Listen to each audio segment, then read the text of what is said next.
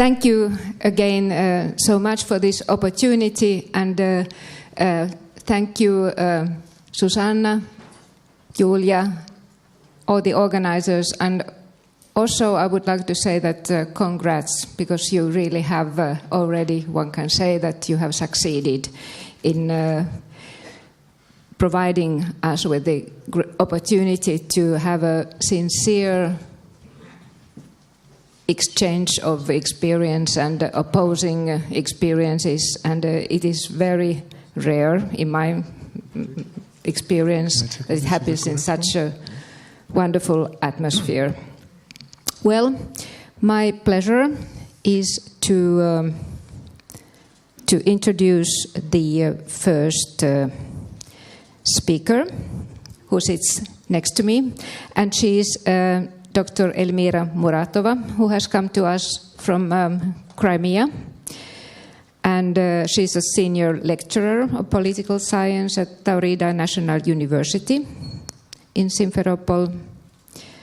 She holds a PhD in political science, and her major research topics include Crimean Tatars, which is her topic today, ethnic and religious relations and conflicts in Crimea, history and nowadays development of Islam in Crimea, as well as development of Islam in Crimea, Ukraine and Russia. Her monograph, Islam in Contemporary Crimea, Indicators and Problems of the Process of Revival, was published in 2008. She was a co-author of a yearbook of Muslims in Europe. Her last publications devoted to various issues of ethnic and religious developments among the Crimean Tatars after the 2014 annexation of Crimea. Please, Dr. Muratova, your floor is yours. Thank you very much. I'm very happy to be here and present this case study on Crimean Tatars, how religion and memory coexist in their collective memory. So I'm sure that all of you are aware of the Crimean Tatars, but let me just give you general information who they are, just to be sure that we are speaking we're on the same page. So who are the Crimean Tatars? These are indigenous people of Crimea that was formed as a result of long process of ethnogenesis that took place in the Crimean Peninsula between 13th and 16th centuries. Various ethnic groups took part in that process. These were Khazars, these were Cumans, Greeks, Mongols, and many others. So Crimean Tatars speak Crimean Tatar language, which is belongs to Tokic group of languages, and they are Sunni Muslims. Crimean Tatar had their own state, the Crimean Khanate, which existed from 15th to the end of 18th century, and they were the state-forming ethnic group of the state. In the late of the 18th, Crimean Khanate was annexed by Russian Empire, and of course it tremendously changed the life of the Crimean Tatars. There were several waves of immigration when Crimean Tatars started to leave Crimea and settled in various parts of the Ottoman Empire. And now we know that about 5 million descendants of Crimean Tatars live in Turkey, for example. Thousands live in Romania, in the Bruges region, and Bulgaria, and all other parts. So, because of all this immigration, Crimean Tatars constantly became a minority in Crimea, and you can see here statistics that by the 1930s, when it was a Crimean Socialist Republic, they were constituted only about 20% of the Crimean population. So let me say a few words about the Islam and Crimean Tatars.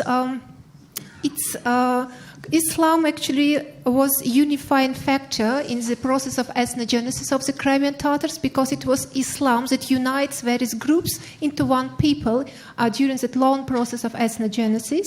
That's why Islam is a key element of the Crimean Tatar culture and worldview. It had its state status within the Crimean Khanate, so the Crimean Khanate was an Islamic state, this normal Islamic state, like. After the annexation in 19th and especially in the 20th century, when the Crimea was a part of the Soviet Union, there were persecution of religion in in the Russian Empire period as well as in the Soviet, and you're all aware of this anti-religious campaign launched by Soviet authorities, so you can imagine how difficult it was to preserve religious identity, but Crimean Tatars managed to do it, and they still remained Muslims by the collapse of the Soviet Union, and this allowed them to revive Islam in post-Soviet Crimea. So, a little bit about methodology of my paper. My goal was to reveal the role of religion in the collective memory of the Crimean Tatar about one of the most important events in their history, their deportation from Crimea. And my paper is based on the study which was called The Past, Present and Future of the Crimean Tatars in the Discourse of Muslim Community of Crimea. The research was done in 2012 together with my colleague Natalia Kutz. We did interviews with representatives of various Islamic groups, organizations in Crimea, asked them how they see the past, what the main events they can underline, and how they influence the present situation of the Crimean Tatars, and what are the prospects for the future. I'm not talking about theoretical background, it will be in the paper. So let me come to the deportation and its place in the collective memory of the Crimean Tatars.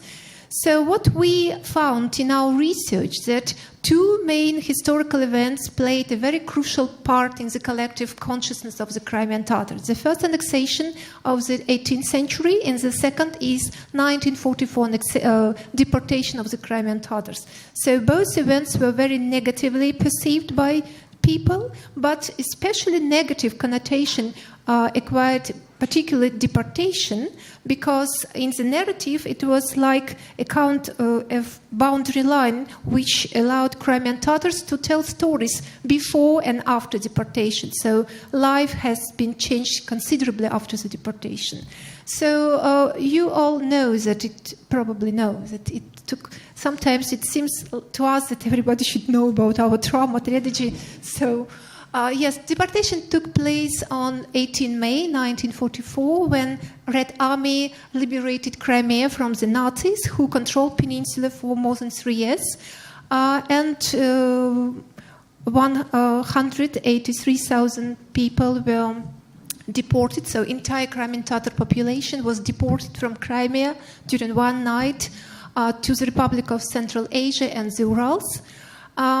They were accused of being collaborators with Nazis during the occupation of Crimea, and they were denied all civil rights. They were settled in special settlements in the Republic of Central Asia and the Urals. This regime of special settlements was taken away only in 1956. In 1967, Soviet authorities repatriated Crimean Tatars, so they said all accusations of collaboration were taken off, but they were not given right to return to Crimea and to recall their property or anything else. So in these conditions, the Crimean Tatars started the process, initiated the creation of national Crimean Tatar movement to the return to their homeland. And first of all, it was led by famous Crimean Tatar administrators, scholars, and so on. And later on, young generation took part in the activities. We just spoke with this representative of the Polish movement about this prominent figure of this movement, Mustafa Dzemilev, who, yes, as he told me, he's a hero. Yes, now he's a hero. But at that time, he was just a young man who who resist in all possible means. But all this movement, it used different methods just to convince authorities to allow the Crimean Tatar people to go back to Crimea, to their homeland. So they did petitions, meetings, rallies, and so on. Why deportation is so important for the Crimean Tatars? Because of three main reasons. First of all, because it is a relatively recent event in the ethnic history. People who were the direct victims of deportation are still alive, and they can tell the stories how it went on. The deportation was accompanied by a significant number of victims. According to Crimean Tatar data, about 47% of people had died during the deportation, during the journey itself, and during the first years in exile because of hunger, diseases. And also deportation is important because it symbolized this separation of people from their homeland, a loss of territory, because the Crimean Soviet Republic was perceived by many Crimean Tatars as their state, although they were not majority anymore, but still, because of this Soviet policy of colonization, they occupied key position, administrative position in Crimea, and they perceived Crimea as their homeland. So, researchers distinguish four main types of media of commemoration of a group which became a victim of mass violence. These are effective media, aesthetic expressive media, instrumental cognitive media, and political moral media. So I would say that all kind of media of commemorating deportation was widespread in Crimea, in post-Soviet Crimea, except the fourth one, because the Soviet Union, the biggest enemy of the Crimean Tatars at that time, was not existing anymore, so they didn't use these amnesty, reparations, and so on. So let me just give you a few examples how commemoration was going on in Crimea at that time. So the first one, which I want to mention, it's traditional all-Crimean Morin rally, which took place annually on 18 May and at the central square of Simferopol, and when thousands of Crimean Tatars were gathered at that time in Simferopol just to take part in that event. It was organized by very powerful organization of Crimean Tatars, the Mejlis, which was the representative body of the Crimean Tatar people elected by the National Congress Kurultai. And rally was also co-organized by the religious institution, Spiritual Administration of Muslims of Crimea. And Mufti, together with the leaders of the Mejlis, was the main figure of that event. So I just want you to show these pictures, how it looked like. So you can see these blue flags, banners of the Crimean Tatars, the national flag with national symbol, which called Tamga. You can see that people of different generations took part in this event, young and very old. And also you can see the constant figures, main active actors of the rally, the Mustafa Cemilev, the head of the Mejlis, his deputy Rifat Chubarov, and also Mufti, which was staying close to him. It was actually a very powerful method on delivering message what deportation means for the Crimean Tatars, because at that particular event, Crimean Tatar leaders, they were just saying what they think about Ukrainian policy towards the Crimean Tatars, what they issue, what has to be done. So it was powerful in terms of delivering message what Crimean Tatars think of their situation in Crimea at that time. And also it played a function, this integrative function, because it allowed Crimean Tatar to feel how they numerous and powerful at that particular day. And also this rally legitimized the Mejlis, because it showed authorities that it can mobilize a lot of people in a very short period of time.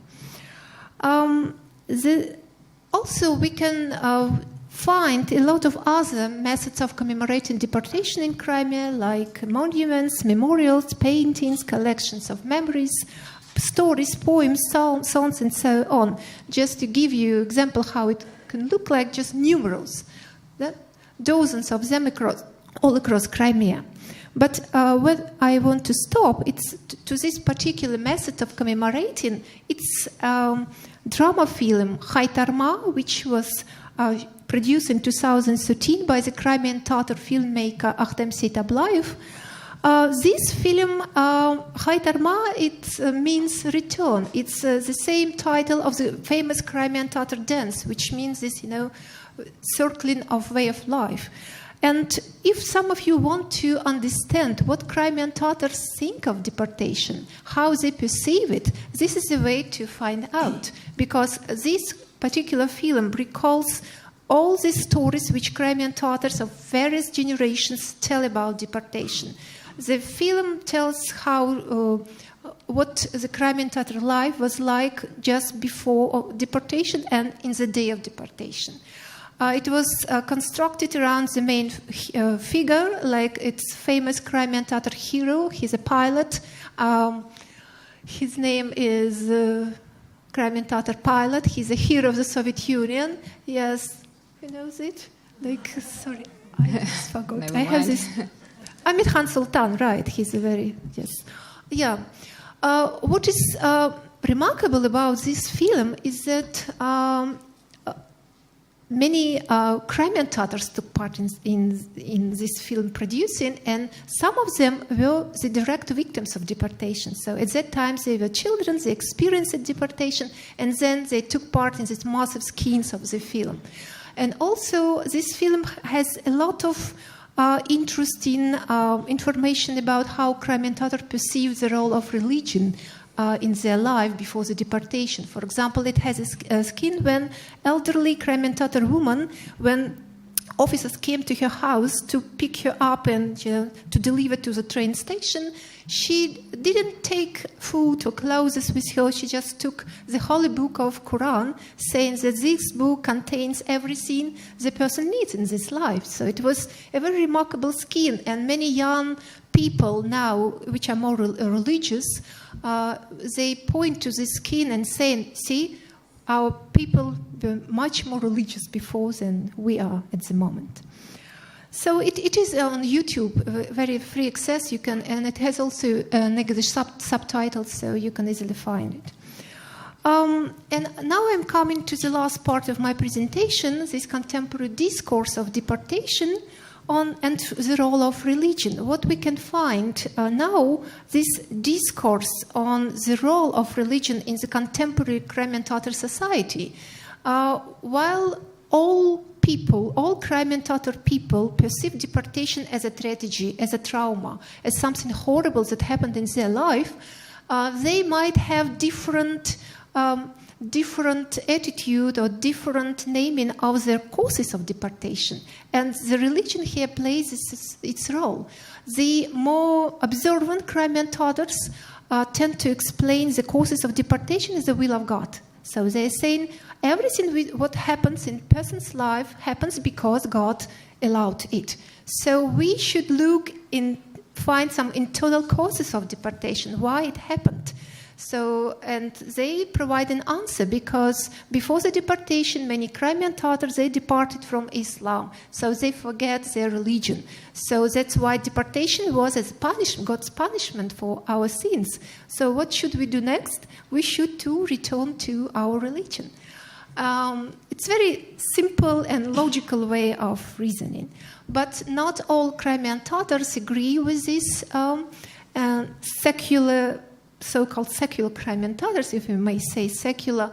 They disagree and they say that, no, it's not true. It's just taking us away from the real reason. The real reason are political one. It's this, horrible Soviet state which did this to us. So to learn lessons from the deportation, we should look deeper and understand the real reasons and, get our lessons and do something to prevent it in the future. So we have this very interesting discussion, which is also can be described as a generational discussion and debate within the Crimean Tatar society. So younger generation is more religiously oriented than the older generation. So we have this older generation which is more oriented towards the Majlis of the Crimean Tatars, very secular, nationalist mind organization. And we have this younger generation which does not have authority within Crimea, actually. You probably heard about such phenomenon as Google Sheikh and so on, like when your imam is not inside your society, your country is somewhere outside, and many of them refer to different people from different backgrounds. So to sum up, there are some concluding remarks. Deportation really occupies a very important place in the collective memory of the Crimean Tatars.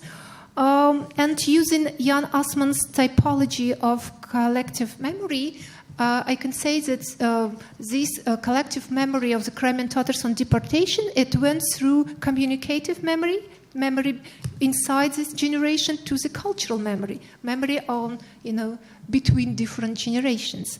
And religion plays a very important role in describing the causes of the deportation and its consequences as well.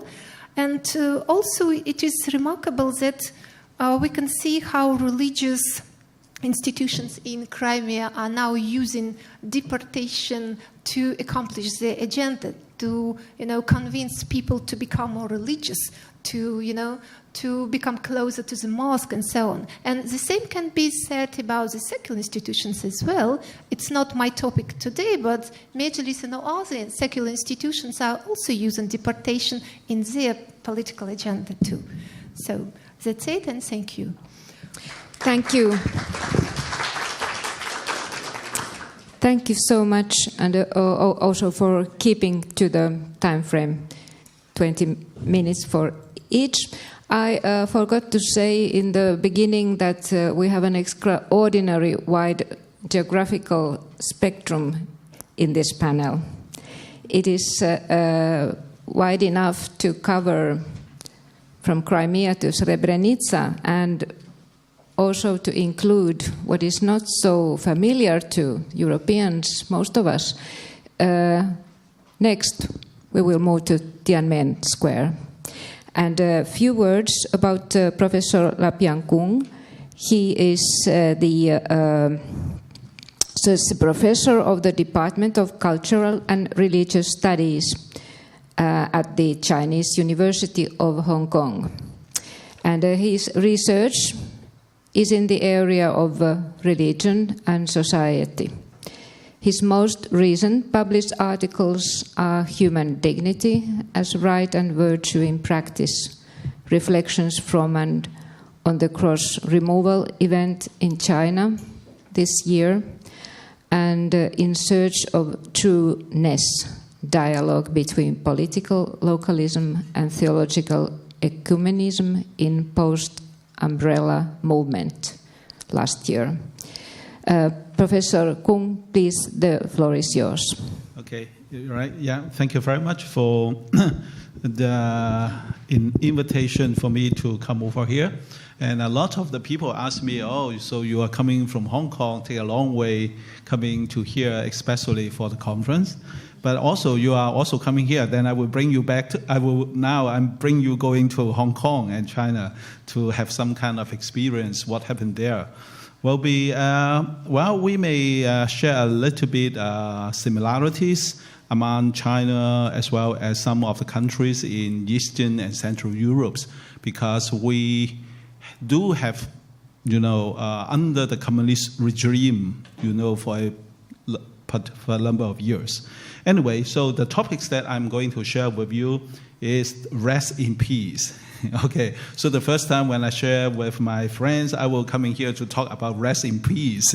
Oh, they are laughing what I'm going to say here.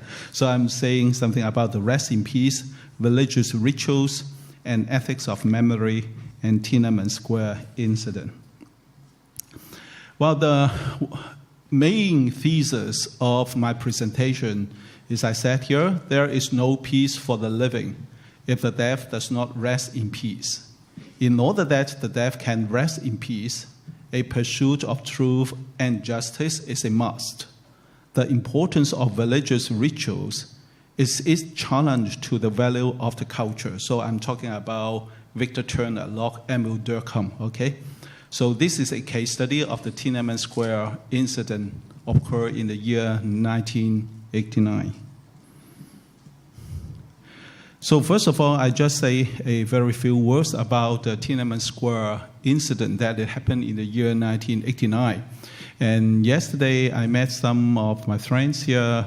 They also shared with me their experience in former Eastern Germany during the time in June, in the year 1989, and what they are doing, at that time. So there are different kind of interpretations of the Tiananmen Square incident. from the government perspective, this was a revolutionary activity. But for the for those people who joined the demonstration, they would regard this as a civil rights movement. This is a non-violence. And all we know that coming to the end of the Tiananmen Square incident, the Chinese government used army to clear the occupation as well as to use gun to shoot the people. According to the most recent, record from the British Embassy or the ambassador at that time, according to his record, there are more than 10,000 civilians were killed at that incident. Since then, the Chinese government did not allow any public mourning about this. And anything talking about the number 8964, so that happened in the 1989, June or 4, this figures, 8964 is a taboo figure in China, even right now. So if your mobile number has a word 8964, wow, it means that you are a revolutionary. Even though your car license with a 8964, it is a very revolutionary. So you would be in trouble. So that's what happened in China right now. So I just show you a picture here. So I'm sure that maybe most of you have seen this picture. So that is on the day after the Tiananmen Square massacre. So that is a guy here stopping the tanks going forward. So that is a picture talking about the peace movement here. And one of the reasons, all we know that why the Chinese government used all means to stop any kind of public mourning about the Tiananmen Square incident. I think this is something related to what Herbert Marcos has said. Remembrance of the past may give rise to dangerous insights, and the established society seems to be apprehensive of the subversive contents of memories. So in other words, that the Chinese government know very well that the memory itself is not just talking about what's happened in the past, but what happened in the past can be a force or can be some kind of resources to challenge the status quo. So now I'm going to say something about the religious ritual in responding to the Tiananmen Square incident. Now, according to the Chinese understanding, we have something called the good death. I'm sure that this also happened in different countries and different nations. According to the Chinese belief that the good death, there are three main criteria, whether you are having a good death or not. The first one, for those who are die under the age of 40, so you are not in a good death. Okay, so I think almost all of you are about 40. I think, maybe I'm sure that some of you are under. So anyway, we are in a good death anyway, in a sense. So the second criteria is talking about sufferingness. I think that is something shared by many of the people, especially in this nowadays, especially in the medical technological advancement, we would like to suffer less. And the third one, those who are die of lateral causes. So in other words, if someone they are killed by accidents or by violence, they are not in a good death. According to the Chinese belief that for those who haven't had a good death, the souls of the dead will create trouble for the living. So that is the Chinese understanding. According to the Chinese understanding, the world is divided into two parts. One is for the living. That's what we call yang. We heard something about yin yang. Okay, yang is for the living, and the yin is for the dead. But for those who haven't had a good death, they are not able to enjoy their life in the yang. So what they are doing is they are wandering around in the yang and create trouble for the living. So that is the Chinese understanding of the good death. And so this is the basic understanding. And then the next point we have to ask, how about those that are killed in the Tiananmen Square incident? We know that, I can't say exact the numbers because we are not allowed to do any open investigation, but undoubtedly more than 80% of those that are killed, they are students. So in other words, that they are under the age of 40. And also, they are killed by the government so that they are not die of lateral causes. So in other words, that those they are killed, they are not in a good death. So that is the Chinese understanding. So what does the people do regarding this? Many of those they are killed in the Tiananmen Square incident, their parents, especially the mother, they form a group called the Tiananmen Mothers. I think that is something related to the gender issue that what we raised yesterday in the keynote speech. So it is talking about a movement coming from the mother, a gender. And also what they are doing is they are pursuing the justice for their children. This is also the issue that we have touched yesterday. But the children here is not only at age under 12 or something like that, but in relation to their parent, the mother.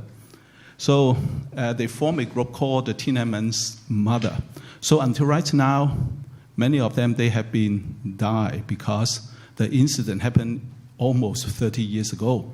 So many of them, they're very old now. So in the year 2018, this year, so the Tiananmen Mothers wrote an open letter to the president of the Chinese government, the Xi Jinping. I make there a very brief summary here. They say that each year when we will commemorate our loved one, we are all monitored, put under surveillance, or forced to travel. No one from the successive governments over the past 29 years has ever asked after us, and not one word of apology has been spoken from anyone, as if the massacre that shocked the world never happened. The 1989 June 4th bloody massacre is a crime the state committed against the people. Therefore, it is necessary to evaluate the June 4th massacre. As I said at the very beginning, the government condemned this as a revolutionary activity. But for the people, this is talking about a nonviolent civil rights movement. So this is some of the mothers of the Tiananmen Mothers. And you say that you can see that many of the faces are getting older now. And in fact, I mean, some of them have already passed away, but they did not have a chance to have a public mourning for their children. Now, if this is so, then now I turn to the religious perspective. How does religious ritual reinterpret what is happening during the time in the Tiananmen Square massacre? And there are religion called Taoism. I'm sure that all of you know it. I cannot, because of the limitation of time, I cannot give it into details here. When you try to study about the Chinese religion, it is so important to study Taoism, Confucianism, and Buddhism at the same time. So these three religions, they mix together. They cannot be studied separately. So that is the feature when we are talking about the Chinese religion. But anyway, I just here focus on Taoism. According to the Taoist belief, this is also the Buddhist belief. They have something called Qiu-dou. Qiu-dou means the ritual progression of the soul towards salvation. And this is something like the Catholic understanding of purgatory. That is to say, when someone dies, he needs help or prayer or merit from someone else, to bring the soul from a certain stage to the upper stage. So that is also a kind of practice among the Taoists and also the Buddhists. And among the Taoists, they not only believe in something called Qiu-dou, bringing a kind of ritual, bringing the soul toward the salvation. But also, they has a belief of Po Do, Pu Du, that is the universal salvation and love. And that kind of practice is also right now in most of the Chinese-speaking societies, like Hong Kong, Macau, Malaysia, or maybe Singapore as well. And in the month July, we have what we have a ghost festival. Wow, that is something very particular. So it is so interesting. So the major concern of the ghost festival is the time for the gate of the young to open. All the ghosts can have a time to travel to the people of the living people. And what the people need to do is to help those who are wandering around the world because they die in a violent way. They are not taken care by their disasters and something like that. So this is a kind of ghost festival. So one of the practice of ghost festival is the living, to do a lot of rituals to give mercy, to help those they are forgotten or they are ignored. Okay, so that is the Taoist belief. And then the survivors are comforted when they know that their beloved rest in peace. So when we turn back to the issue of the Tiananmen Square, then the death in the Tiananmen Square incidents, we know there is no public childo for them. So in other words, that those they are killed, they do not have a good death. They need some kind of religious ritual, the childo, helping them, bringing them, going through the process to salvation. But as I said, those they are killed are more than 10,000 people. So it is not just only a family business, not just only a private thing, but it's a public mourning. But that is something denied by the Chinese government. And I would say the prohibition of the public mourning is what we call this enfranchised grief. So anyway, so what the Chinese government is doing is something what the Christian talk about, the peace of Rome. That is built on violence and oppression rather than real peace. Now we come to another pictures here. So Hong Kong is the only place in the Chinese soil we have the remembrance service since 1990. Now Hong Kong is part of China. We say one country, two system. I cannot say too much here. So we are Chinese, but we are the only place on the Chinese soil that we can have such kind of ceremony in each year, the June 4th. The figures, people attending are between 100,000 to 200,000. So we came here to have 1.5 hour, memorial service, and most of the people are holding the handles, and you can see maybe the light is too light here. Then you can see some of the pictures here. All the nights they are holding the candles to show their solidarity with those they are killed. And this is nothing related to the religions. But as I said, when we are talking about the Confucians here, now most of the time when we are talking about the Confucianism, we may say that the Confucians say nothing, they do not care what happened after the death. So that is the belief of the Confucianism. But according to the new Confucius, he says something very different here.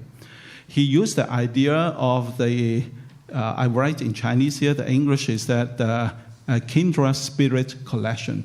The living and the dead are collected due to a truthful affection with them. Now, there are three things here. The first thing here is talking about the legacy of the immortality of the spirit reflected in values. I think that is something we can share. But the Confucianism, they also talking about some kind of existential feeling of the presence of the death. So in the memorial service, we are not just remembering what they have done, but we are also collected existentially So this is something very religious. Even though Confucianism itself is not a religion, but they are talking something very mysterious. During the time of the religious ritual, we are collected. Okay, so that's what I say here. And then I will say something about the Christian faith. Now, even though, as I say, in Hong Kong, it is the only place in the Chinese soil we have such kind of memorial service on every year, June 4th. And most of the religions in Hong Kong, they do not participate in because of the political reason. Because if you join it, then the Chinese government will consider you as something anti-government. But only the Christian, they also have the memorial service for those who are killed in the Tiananmen Square incident. Now, I do not want to go into details here, but one of the thoughts that I will draw your attention is the idea of the crucified people. Now, all we know that crucifixion is talking about Jesus Christ, but coming from the Latin America liberation theologies tradition, they also use the idea of the crucified people. They say the crucified people are denied a chance to speak and even to call by name, which means they are denied their own existence. To die crucified does not mean simply to die, but to be put to death. It means that there are victims and there are executors. The crucified peoples are the actualization of Christ crucified, the true servant of Yahweh. The crucified peoples are bearers of salvation, for God's salvation will come upon them, and the executors are repent. So this is a very theological interpretation. I do not want to give into details here, but at least when they are talking about memorial one to remember those they are killed, they are the people called the crucified people. They are not just the people being killed, but they are the bearers of salvation. So in the Mass of Resurrection, a message of hope, justice will be manifested, the power of violence will be defeated, and something like that. Okay, now coming to the end, I just want to highlight 4 points here when we are talking about an ethics of memory. The first one is religious rituals are concerned about the past, but they are always future-oriented. For their concern is about salvation, not just remembrance.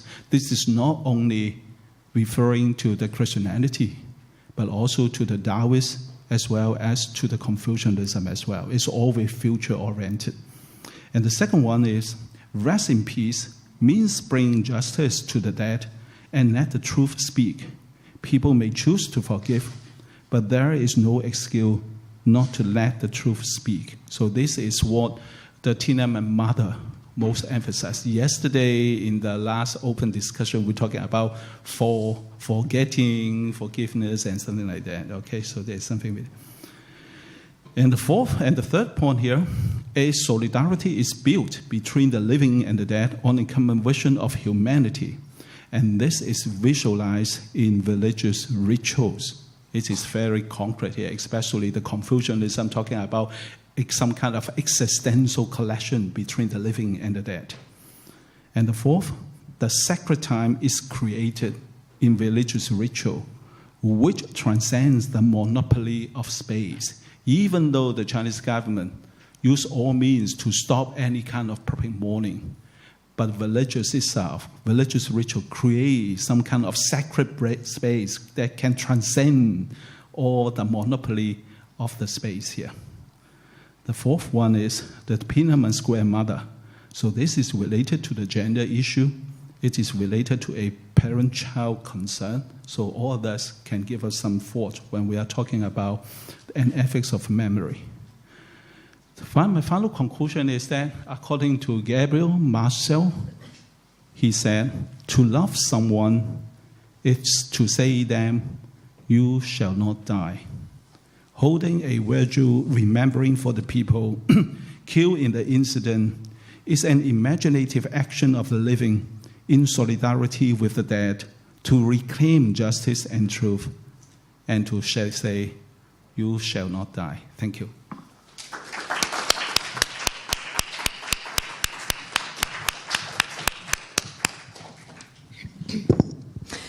Thank you so much for this sharing this with us. And from Tiananmen Square, we move to another place of tragedy. And our next speaker is Professor Jie-Hyun Lim, whose topic is to present what is common factor connects Saint Maksymilian Kolbe and the atom bomb victims in Nagasaki. Professor Lim works as a professor of transnational history and is director of the Critical Global Studies Institute at Sogang University, Seoul. He wrote broadly on nationalism and Marxism in comparison, on Polish history, transnational history, and global memory. He is now a principal investigator of the international research project of the mnemonic Solidarity, Colonialism, War, and Genocide in the Global Memory Space. Among recent works, he published 5 volumes in the Palgrave series of mass dictatorship in the 20th century as the series editor. And I have to abridge relevant publications of global memory. This is a long list. I will say that it is on Second World War in the global memory space around these topics. And welcome once again, Professor Lim. The floor is yours. Thank you very much, Elina. Just I will go directly to the my talk. In the global memory space, people used to talk about pay attention to the entangled memories or memories connected. But very often another form of memory in the global memory space can be also understood as a sort of just juxtaposition, right?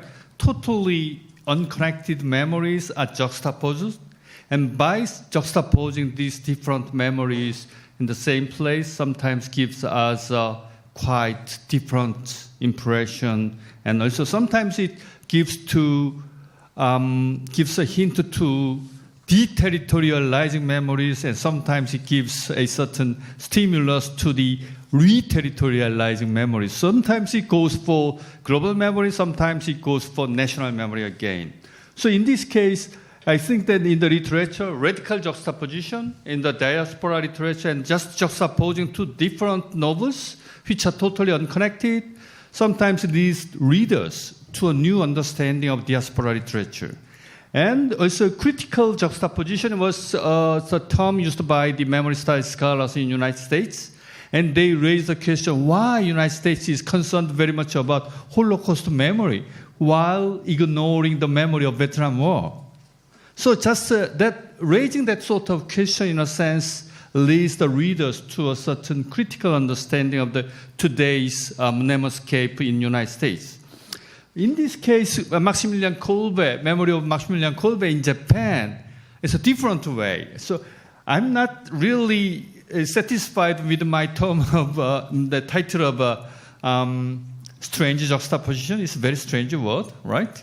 But I have thought of, for example, the instrumental juxtaposition or apologetic juxtaposition or suspicious juxtaposition or certain, apologetic juxtaposition, excusatory juxtaposition, but none of them is quite convincing to me, so just I left strange as it is. But in this case, I think that how did Japanese perceive the Maksymilian Kolbe in the Japanese memory space in the post-war Japan, in a sense, in a totally opposite way, it contributes to nationalizing Japanese memories of the Second World War. So, let me start. So, just by chance, I found the Kolbe's trace in Nagasaki.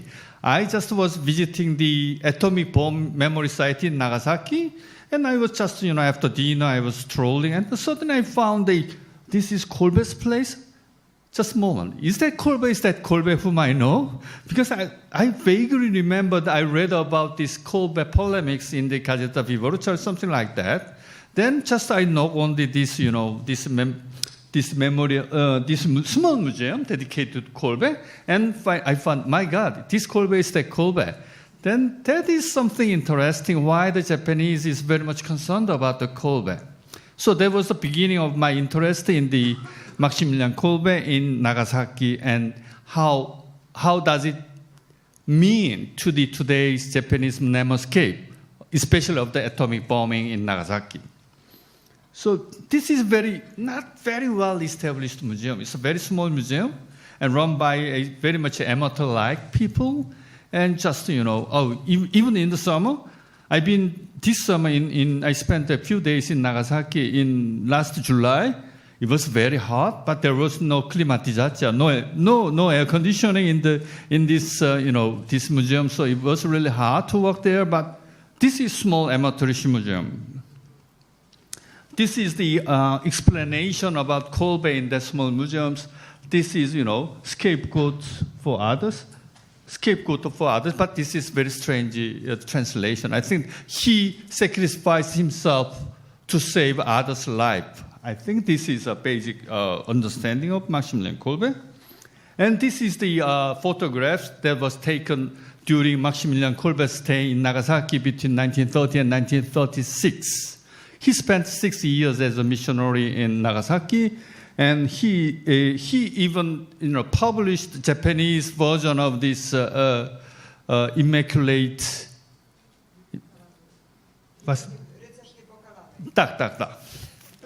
Sorry. Yes, and then this is the certain places where the Maksymilian Kolbe was working and publishing that journal. They translated into Japanese. And this is a visitor book.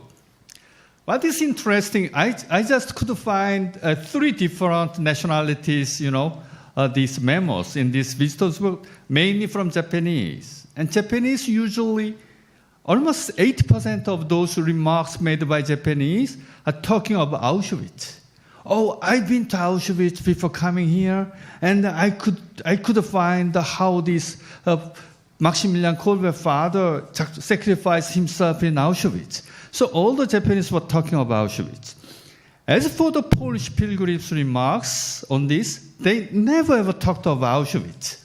Just thank you very much for keeping the memory of our Rodak, our Polish father, and thank you very much, you Japanese, you keep this.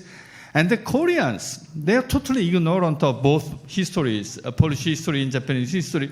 Oh, please lessen my pain after parting with my partner, Maksymilian Kolbe, something like this, praying for one's own selfish or individual happiness, something like that. So one could really categorize 3 different nationalities' remarks on the Maksymilian Kolbe in this visitor's book.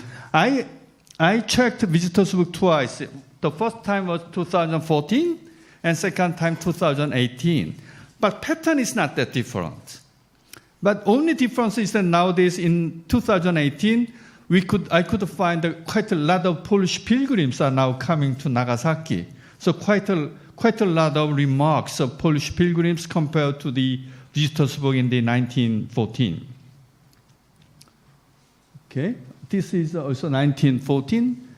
And the one Japanese Polonistka who is working on the Polish literature and the Polish history. Oh, I'm so happy to be here, and something like that. In Japanese and in Polish, he wrote. And this is really a beginning of the story. This is title is, what's the title? Oh yes, The Secret of Smile.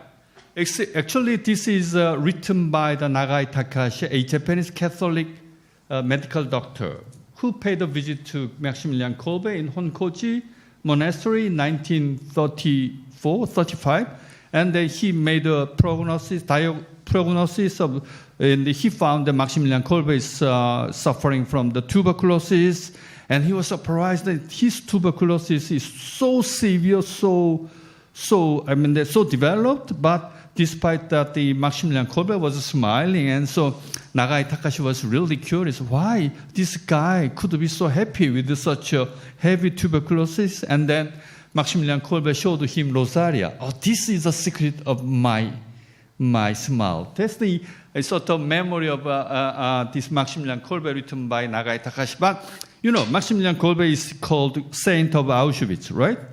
Nagai Takashi in Japan is a very famous person, and he's called Saint of Nagasaki. So very strangely, Saint of Nagasaki actually remembers Saint of Auschwitz on his own. And this is the Urakami Hansai. Urakami is the cathedral where actually the Japanese Catholics built that cathedral on the memorial site of where the Japanese Catholics were persecuted.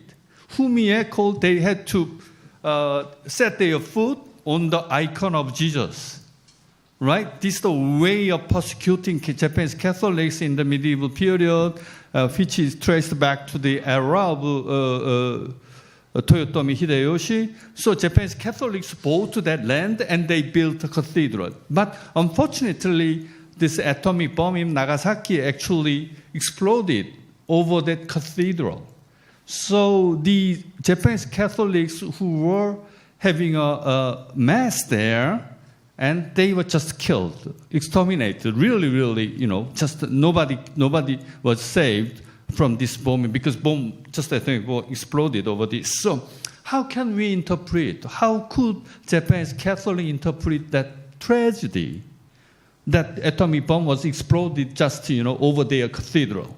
So this Nagai Takashi, and he made a funeral address in November 23rd in 1945. And for the first time, he used the term of Hansai. Hansai is a Japanese translation of Holocaust. So late Felix Stich, he used to say that, the Yad Vashem people always say that they were first to use the term of Holocaust. And then, according to Felix, it was us, Żydowski Institute History here in Warsaw, was the first institution which used the term of Holocaust officially. But neither was the first. I think that the first one who used the Holocaust in the official site was Nagai Takashi because it was already 1945, November.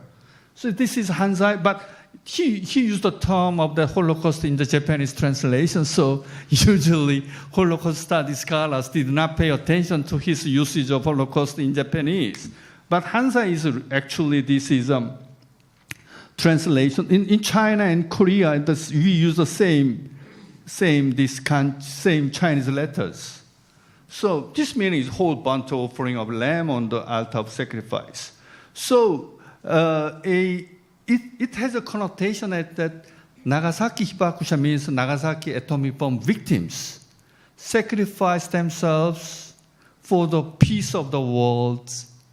Right? It's a sort of redemptive action. It was interpreted as a sort of redemptive action. So I mean that it's a typical, how can I say, Nagasaki victims of the atomic bomb was the lamb without blemish, slain as a whole burnt offering on the altar of sacrifice, atoning for the sins of all the nations during the Second World War. That was the basic. This is a part of the funeral address made by Nagai Takashi in November 1945. And this is a sort of, we can find the sublime, religious sublime of victims into sacrifice. Especially, in Polish word ofiara is actually double connotation, both victims and sacrifices in German offer too, right? And in English, victims and sacrifice can be really differentiated a little bit, but in the East Asian language, this is victim and sacrifice is very clearly differentiated. So, in a sense, victim nationalism can be found in a sort of a process of subliming the word of victim into sacred sacrifice. So, this sort of historical sublime or semantic sublime can be found in his funeral address while he was using Holocaust Hansai. And this is the, the cover of the very popular novel, A Life of Woman. Actually, Endo Shusaku, he was a very well-known Japanese Catholic writer. And then this novel was, published in the Asahi Shimbun, the most prestigious Japanese newspaper. So every day, certain part of this novel was published. So it made, and the second part of the novel actually juxtaposed Maksymilian Kolbe in Nagasaki and a tragic love of Shuhei and the one Japanese woman. And that Shuhei, that guy, actually, he was the kamikaze Tokodai, and he was killed during the Second World War. So very strangely, he juxtaposed Maksymilian Kolbe in Nagasaki and the kamikaze, this combatant fighter in his same novel. But that's the start of the popularity of Maksymilian Kolbe among the Japanese ordinary public. And second one, Sono Ayako. She's a very conservative Catholic columnist and the essayist. Just in the 1971, when the Maksymilian Kolbe was beatified, she took part in the ceremony of beatification in Vatican. After the beatification, she traveled to Poland. And one Catholic father actually accompanied her to trace the traces of Maksymilian Kolbe's life. And this Sono Ayako's Kiseki is a miracle. The title miracle is full of patriotic or nationalistic appropriation of Maksymilian Kolbe. And actually, she just heard about this, Even according to this miracle, Maksymilian Kolbe's father was an independence fighter under the command of Piłsudski. But all those things is just based on the hearsay. They say, it is said. There is no, how can I say, certain material proof to show that he was something like that. But you can see the full of a patriotic rhetorics, nationalist rhetorics that was quite at that time, looks like dominant, at least among those circles who are familiar to Maksymilian Kolbe. So this is Endo Shusaku's novels that was published in the Asahi Shimbun in 1982, 1983. And even this Endo Shusaku's essay on Maksymilian Kolbe was published in the textbook, high school textbook of Japanese literature and national language. So it's a quite well popular the high school textbook. And that means that the high school graduate in Japan who learned about language and literature through this textbook should have known Maksymilian Kolbe. Also, I met some teachers who are teaching the peace education in the high schools, and they picked up this article of Maksymilian Kolbe, who sacrificed himself to save Gajowniczek in Auschwitz, as a model for the peace activity or certain very good text for the peace education in Japan. And this is 2018, this visitor books in the Nagasaki, so I will skip all this. Yeah, but this is Japanese, these remarks mainly talks of, just before coming here, I've been to Auschwitz, I could visit this room number 11? No, it was house 11 or house 10? Where the Maksymilian Kolbe was starved to death. Yeah. Okay, this Polish pilgrims remarks, just, naszego rodaка, something, just, this is very typical remarks made by Polish visitors. Okay, and it's the, Tiananmen Madonna actually, but you see the Polish flags, right? Angels are wearing angels, these wings made of Polish flags. Actually, there was a gift from Poland.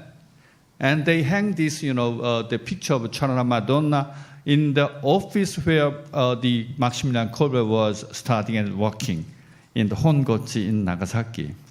So it shows how can I say, certain nationalist interpretation, nationalist understanding of Maksymilian Kolbe has been introduced to Japan. And so one can say that Maksymilian Kolbe is totally decontextualized when his life and idea was introduced to Japan.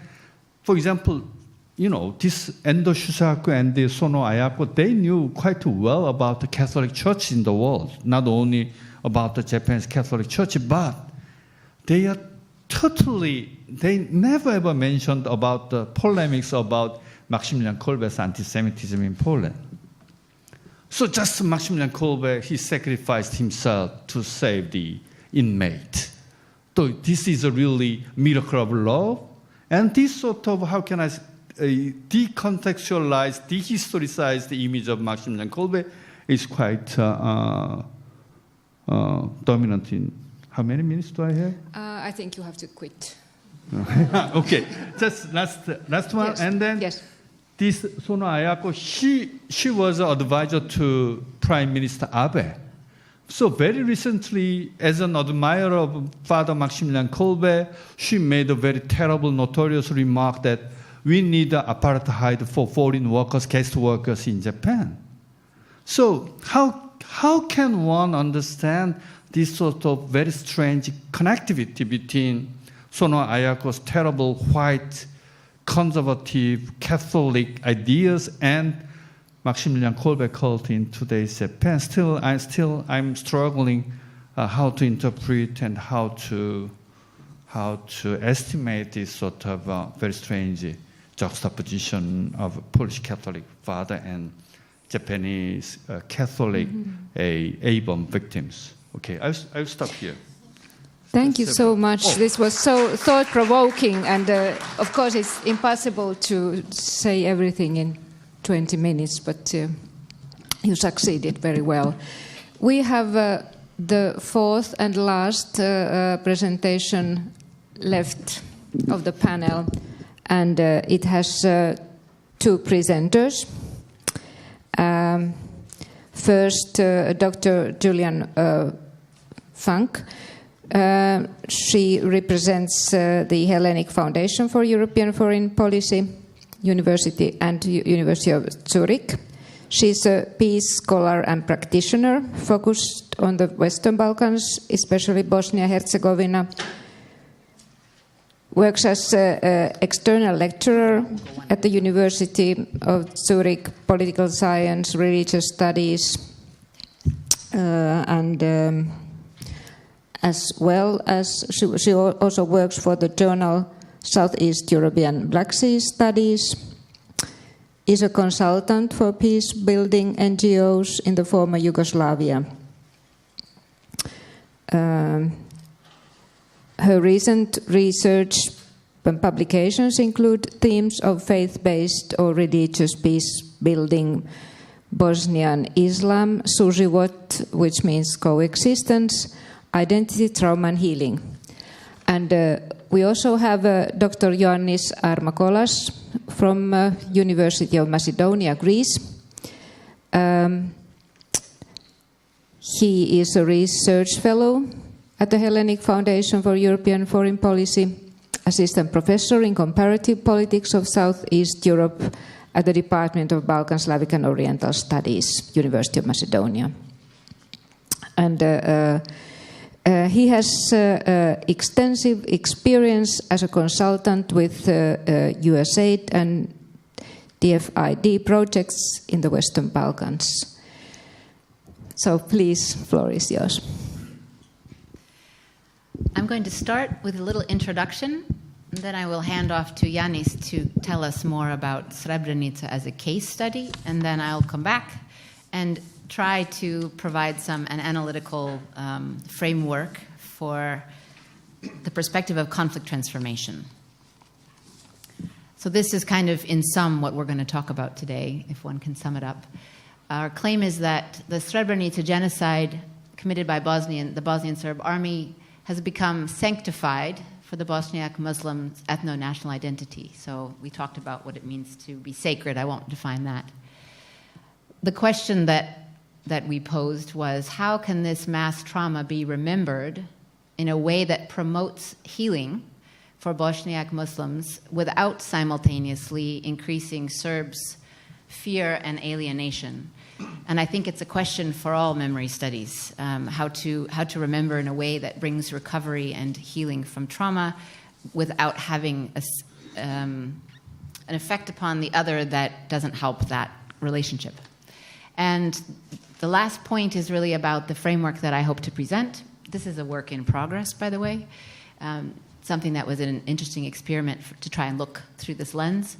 The conflict transformation process for Srebrenica calls for, and this comes from Judith Herman, if you run across her and her work on trauma and recovery, firstly, safety, after and acknowledgement of both Bosniak and Serb suffering through compatible, non-competitive remembrance processes to bring healing, and thirdly, to reconnection with the current situation of coexistence. And I'll go into more detail, but that's the general overview of what we want to talk about.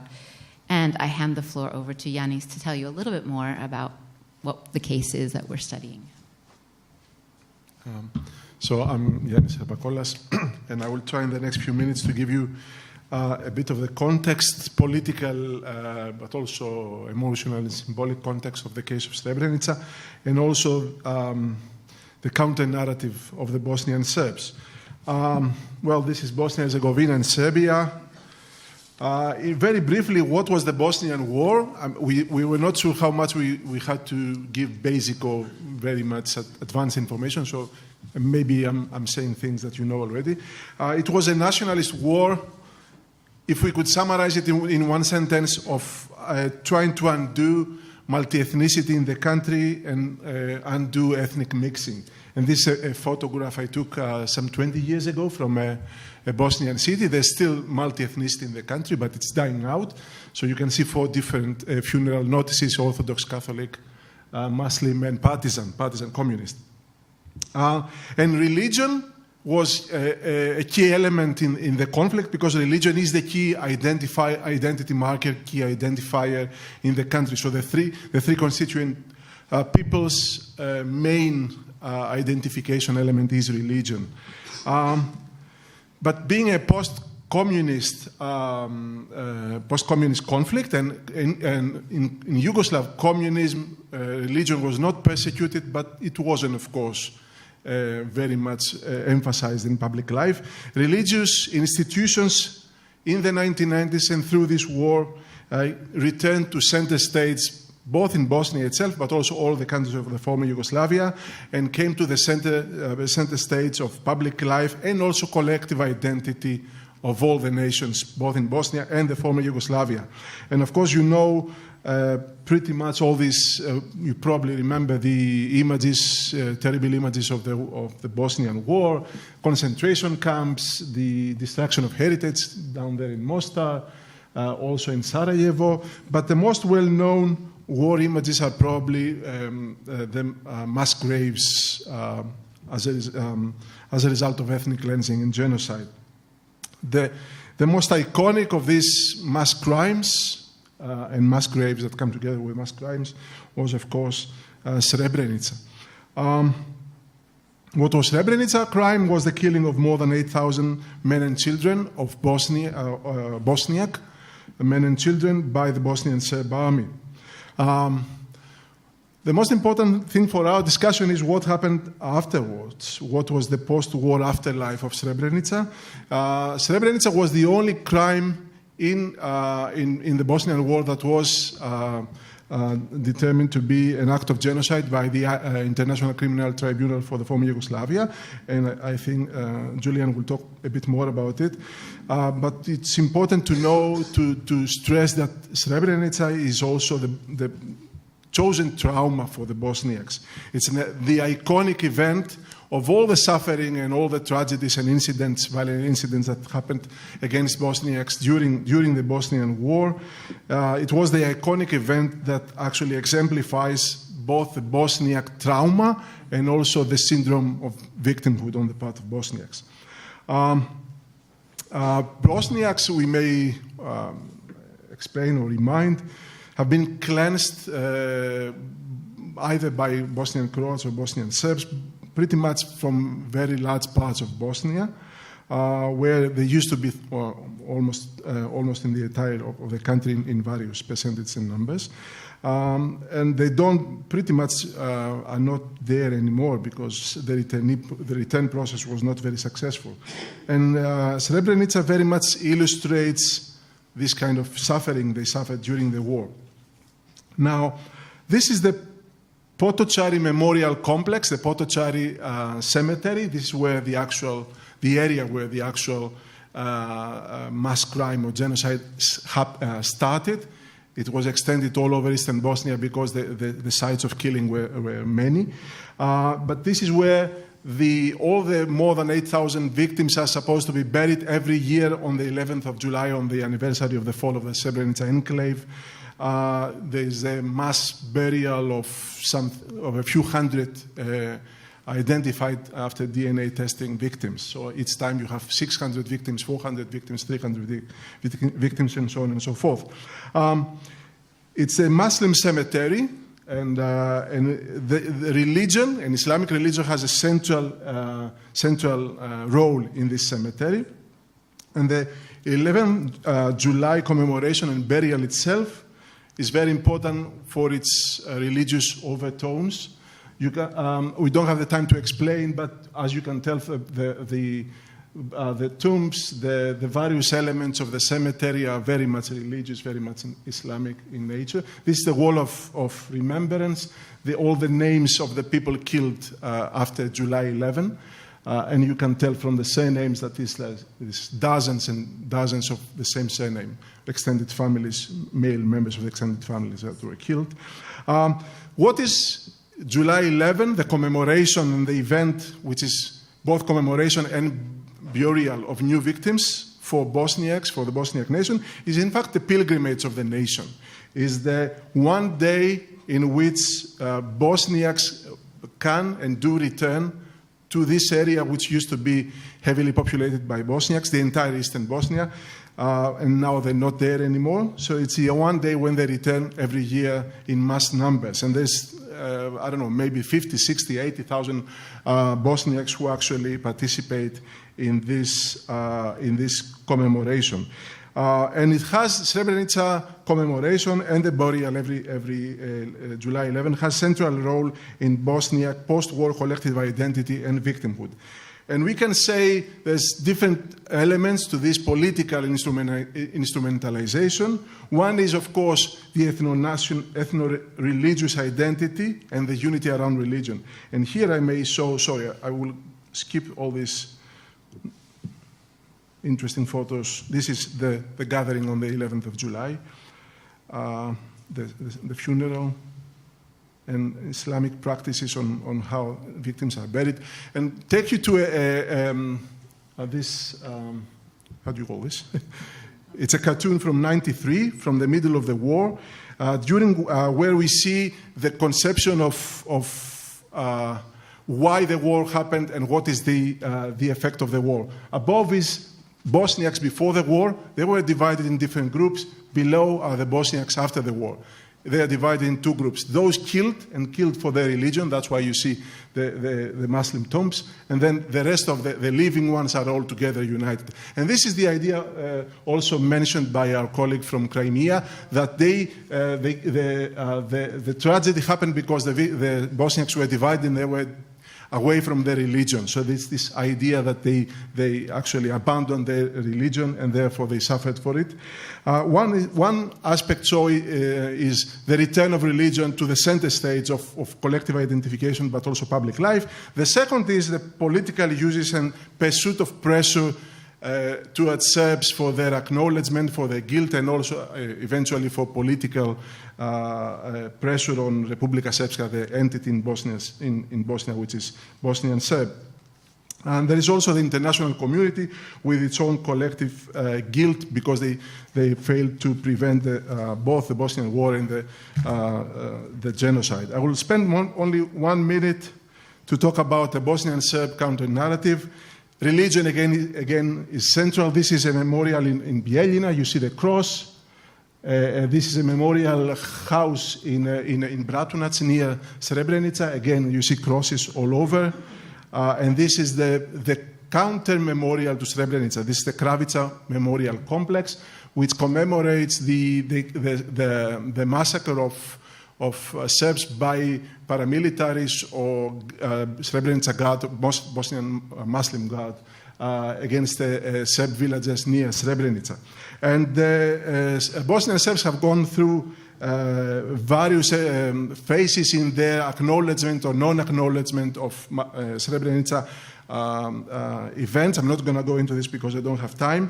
What they resist very much is genocide, the fact that this was genocide, and the political uses or the political implications of the genocide. And Kravica massacre, which the memorial of which we see here, has become the kind of the counterbalance in this competitive victimhood and memorialization with the Bosniaks. Just to show a few numbers are very important. So Bosniaks talk about 8,000 something numbers. Serbs talk about 3,267 in area of Srebrenica, and then 6,675 in the area of Sarajevo. This graffiti from Belgrade from a few years ago. And of course, in this counter-narrative, the Bosniaks are to blame for this. This reads for Kravica, which is the Serb massacre, you got Srebrenica, we played by your rules. So it was a revenge for Kravica, which happened maybe 2.5 years before Srebrenica. So I will give again the floor to Julianne.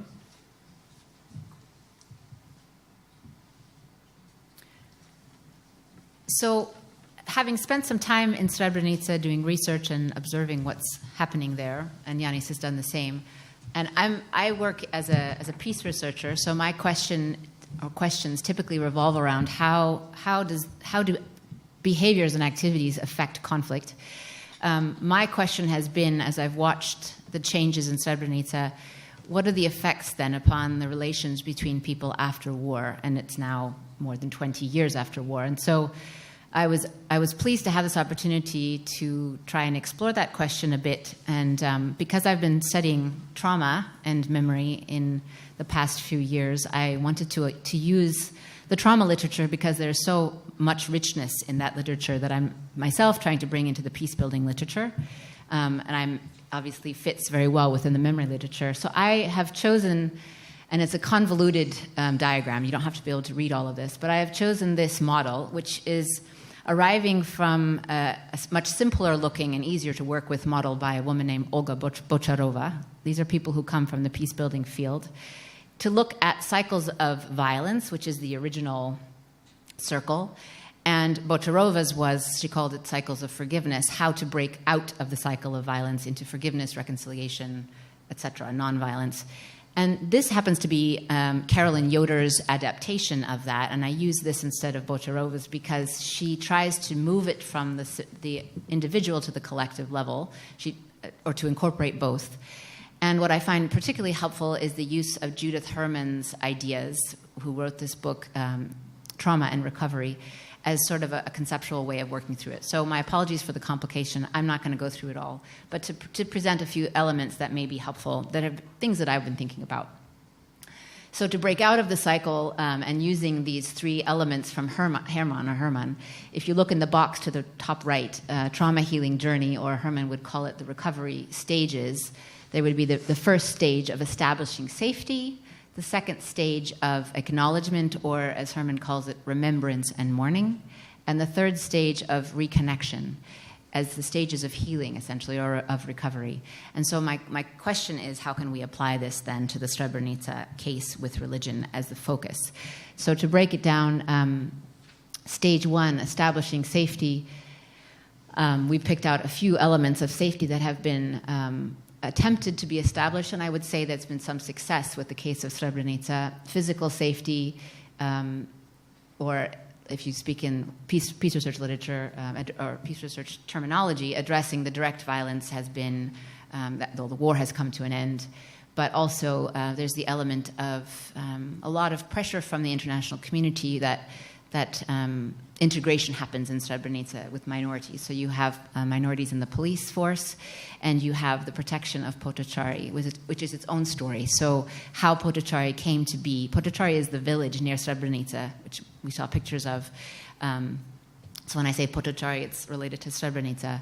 That piece of land is in Republika Srpska, in the Serb portion of the country. And originally, the idea for the commemoration from the state and from the political parties of the Bosniaks, also the SDA, was to have that within the federation outside of the Republika Srpska, because this would be a place they could do that. And the families and victims associations pushed very, very hard to have that actually. They wanted to bring the bodies back to the place that they last saw the people that when they were alive, to bring them back to Potocari. And so that has been established completely by international force, I guess you could say, by a creation of a law from the Office of the High Representative. And with that comes state-level security. Political safety, basically there's been a lot of forceful action within for Srebrenica to include Bosniaks and former residents back into the political as well, the political establishment, so that they have representation. And this would be a way of, an attempt to address the structural violence, the discrimination, for example, the institutional violence. And there's also the element of, I'm not saying that this is complete and everybody feels safe, but I'm saying about the progress. The symbolic safety in here, I would say that religion in particular comes in addressing cultural violence or prejudice.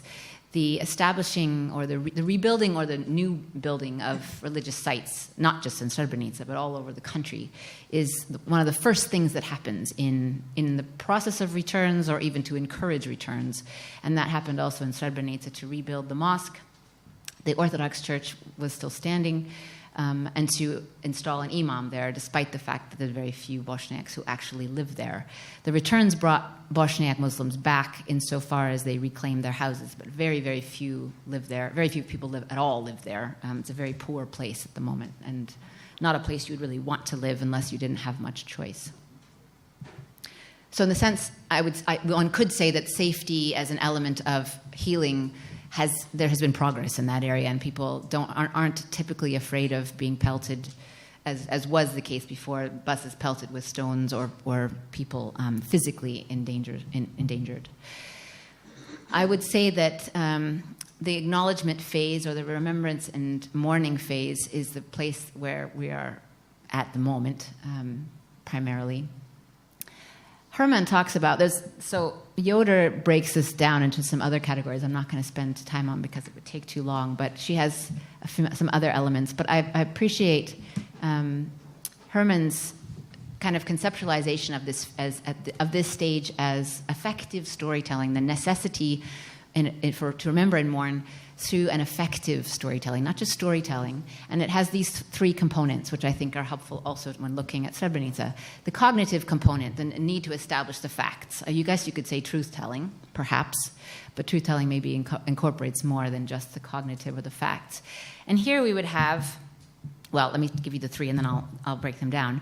The emotional component, so the element of the affect, how that actually felt in the moment, the sensations and feelings, which trauma theory goes into very deeply, and I could talk to you about if you're interested to hear more.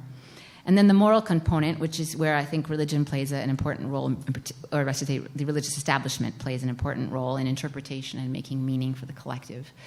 So to go back to the cognitive aspect, Ioannis mentioned the ICTY, the tribunal, which has established an immense amount of facts through the court cases over so many years. Now, these facts are not all accepted by all parties. They're extremely, in fact, the ICTY has been criticized by all sides, I would say. The Serbs, because it's mostly Serbs who are being tried, and that's biased. Bosniaks have, not all, of course, I'm being general here, have critiqued it for the actual sentencing, which isn't severe enough. Etc. It in a way can do no right. On the other hand, the international community has said we can't not have this. There has to be some sort of criminal justice system. And as Ioannis also mentioned, the the mass graves, the identification through the ICMP, the International Commission for Missing Persons, has been incredible. If you have the opportunity to visit one of these identification centers in Bosnia, I really encourage it, because it's an incredible science that has been done nowhere else in the world, and may never be again because of the expense of identifying every single remain that has been found as best they can. So that deals significantly with the facts, which is something we don't have, for example, from the Second World War, which is one of the Serb complaints that the victimization of Serbs in the Second World War has not been. We don't have data like that from what happened in the concentration camps. Second element, the emotional aspect of remembering. And this is very important for what I call traumatic memory. And I won't go into detail about all of I'm not a neurologist, but a bit about what happens in the brain. But when we experience a trauma, it doesn't lodge in the cognitive part of the brain. We react simply to the survival aspect of our brain, the most basic levels of affect. So fight or flight, we heard earlier today. And memories are remembered in our senses. The traumatic memories are remembered through a texture, a sound, a smell. And these are aspects that maybe don't seem significant, but are very, very significant for the traumatized person, at least for the individual. And I would say that traumatic memory, the emotional side of the remembering in the Srebrenica case comes a lot through the victims' stories, which we do have, thankfully, a good bit of data. There has been quite a few studies and interviews with survivors, thankfully. And this is a picture of Mothers of Srebrenica, who are the most famous victims association. With, in this particular case, that one of the leaders of this group at the 20th anniversary of Srebrenica with Prime Minister Vučić from Serbia, before he was attacked walking through the cemetery, and the mothers actually welcoming him to come and pay his respects. Very controversial visit. And then the last element being this morality side of it. So when we experience any kind of traumatic, even just not a major trauma, but even an experience of hardship, we ask ourselves, why? Why me? Why did this happen? What was the reason? And there needs to be some meaning making out of it. And as we all know who study religion, this is an important, or even who don't, it's an important part of bringing closure and of integrating the memory into the self.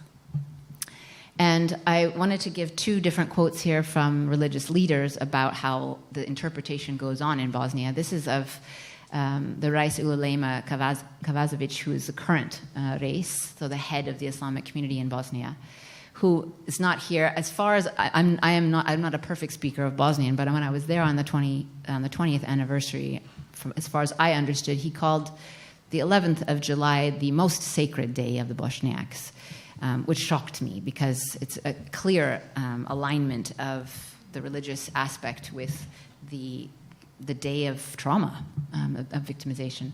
Here his interpretation in his speech: this day is deeply and indelibly carved in the marble stone of our memory, with reference to the marble gravestones.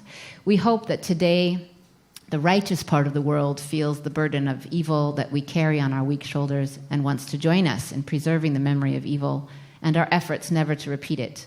The weight of the crimes committed obligates us to remember, to constantly face the great and undeniable truth that more than 8,000 innocent people were murdered here in a cowardly march of criminals otherwise unknown to recent human history. It's a framing. You can read the interpretation in this of how we should look at this. And this is how many of the memories then, and this is one of my concerns, and many, many varied memories of victims have to somehow be subsumed into this story of how we look at this occasion. And then a quote from the Serbian Orthodox patriarch around, and this might not sound relevant, but around the judgment against Mladic, who was the main general who actually carried out the genocide in Srebrenica. And Irene, the patriarch from Serbia, said, another Serb has been convicted in The Hague at the court. We knew that Ratko Mladic would be convicted and that everything would be like that. And we, unfortunately, could do nothing. All this is happening because global power wielders do the devil's work while we suffer. Sorry. while we suffer the consequences. It's not new that it turns out only the Serbs are guilty for everything while others are innocent. And this, you can see here you don't see so much the competing, but you can see the standoff between the two, and it's very problematic from the perspective of building peace, as is obvious, I think. And the last stage is very quickly reconnection. It's quickly because we're not really very much there. It's certainly not from an institutional level, but I think from the level of the grassroots, the level of individuals, people are beginning to reconnect because people who live there simply must, if you live in a context where there is some mixing of ethnicities. And here, this would be, the reason for reconnection is that trauma repeatedly returns the person to the past. So a sign that a person has begun to recover would be that they can actually live in the present. So that would be the goal, including interaction with, the people around you. And I wanted to conclude with, to go back to what Agata said in her comments yesterday, which I think is important. Especially as we look at lived religion versus sort of an institutionalized, which is what we were more presenting, the institutionalized. This is just a picture of me with a woman who I sat down with after the commemoration in 2015, who was sharing with me a prayer that she said, I live in Sarajevo, but I come here every year to Srebrenica to this commemoration, which shocks me because I come for research, but the place is a bit of a circus. It's crazy, it's hot, it's full of people. It's not a fun place to be, honestly, in my personal opinion. But she wanted to share with me her own, I guess, reflections upon coming and why she does this. And so she shared with me this prayer. I'll just read a few lines of what she was meditating on at that time. Lord, don't let my success mislead me, nor defeat throw me into despair. Remind me constantly that failure is an ordeal which precedes success. Lord, teach me that tolerance is the highest level of power and desire for revenge, the first sign of weakness. Lord, if you take away my possessions, leave me hope. If you grant me success, give me the willpower to overcome defeat. And when you take away the blessings of health, give me the blessings of faith. Lord, when I sin against people, give me the strength to apologize. And when people sin against me, give me the strength to forgive. And I like that last phrase because it, if I may, very last thing, return to this. The place at which, from my assessment, this process is stuck is number 4 on the far left bottom, reflecting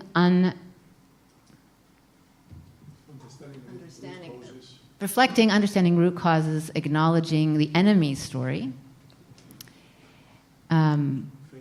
facing own shortcomings. So this is really the capacity to look at oneself and say, okay, we also did wrong, to look back at the Kravica example, which doesn't ever come into the Srebrenica story, which has a lot to do with numbers. I would say at the end of the day, it's not enough. It's not as big. But pain, as we all know, and suffering is not a comparable thing. So the capacity for individuals in lived religion to begin to do this, I think, is at least one hopeful place. Thank you very much.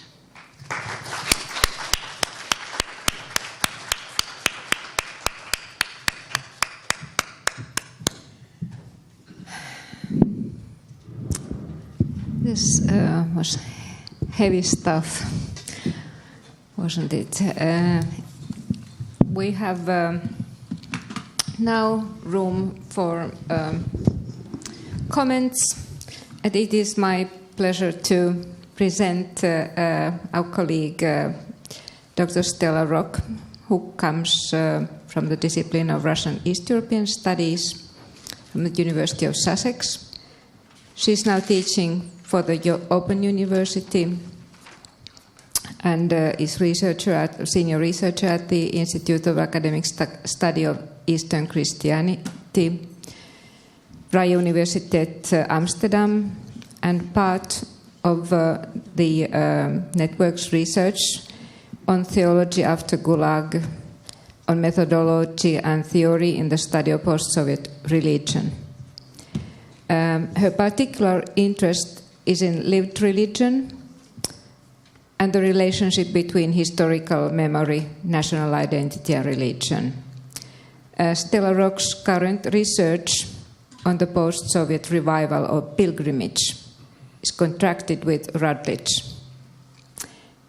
Please. Thank you, Elina. I just want to clarify that I got my doctorate and did postdoctoral research at the University of Sussex. I'm listed in the programme as still there, but I am no longer there and haven't been there for a number of years. So first of all, I'd like to thank our panellists again for a really rich and varied selection of presentations. As other speakers have observed, it's difficult to do justice to this sort of variety and richness in 10 minutes. Especially as one of the papers was longer than as presented, so I'll be commenting on aspects you may not have picked up on, and another paper I hear for the full in its entirety for the first time today. But I shall do my best to draw out some common threads and give some what I hope will be useful comments to the speakers. So our 4 papers are all addressing the place of the sacred in collective and individual memories in societies which have experienced wartime violence, deportation and massacre.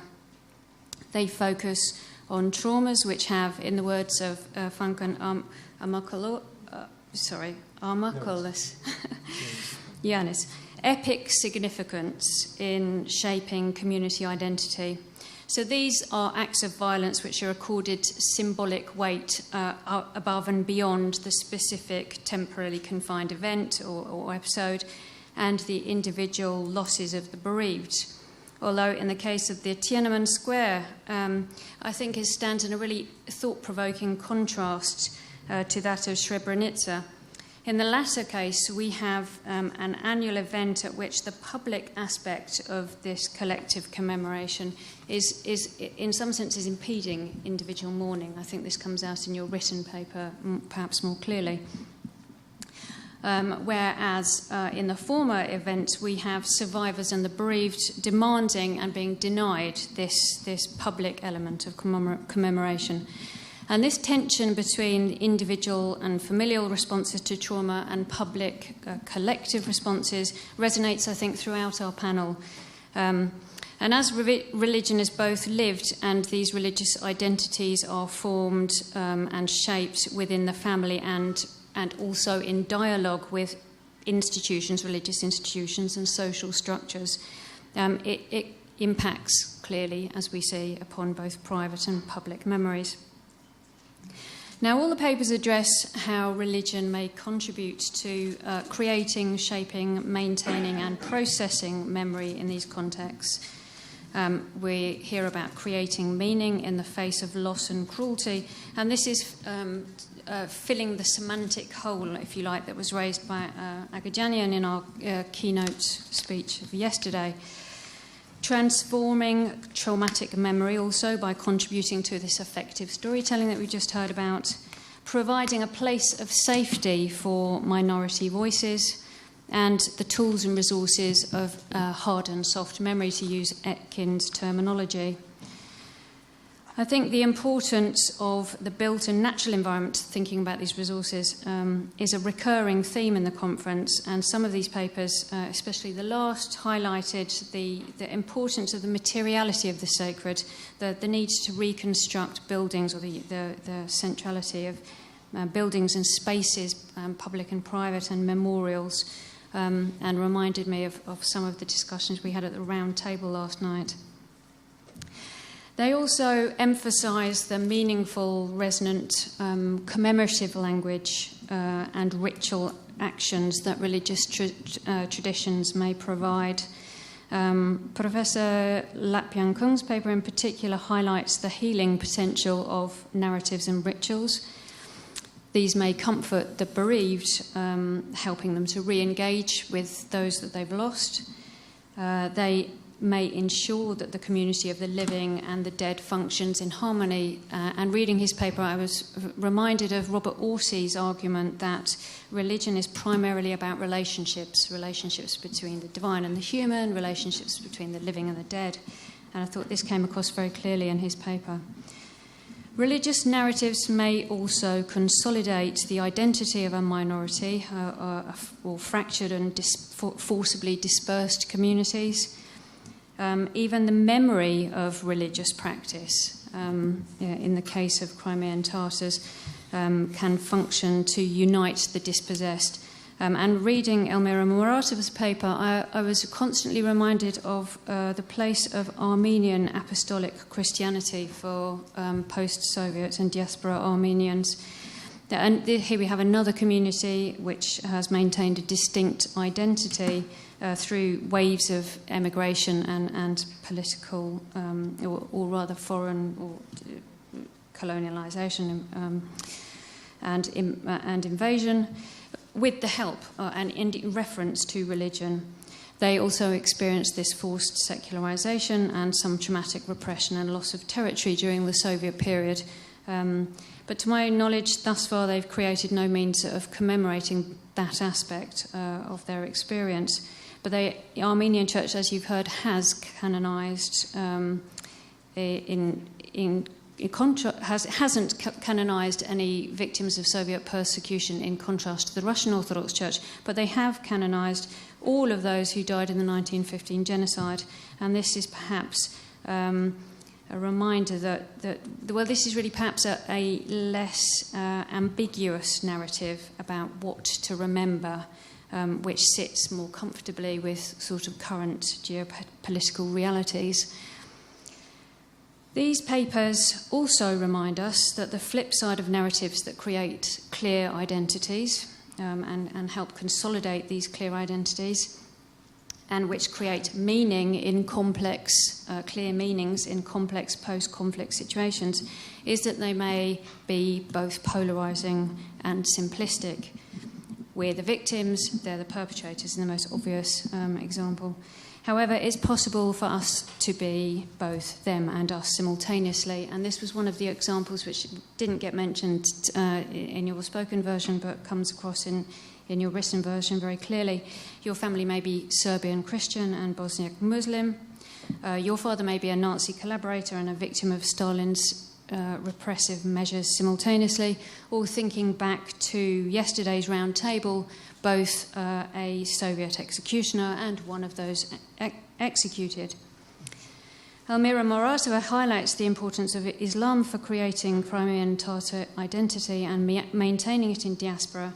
And reading this paper in conjunction with that of our last speakers, I began to wonder about the individual stories of deportation and perhaps the multiple overlapping identities which might not fit with this clear communal narrative that we heard about today.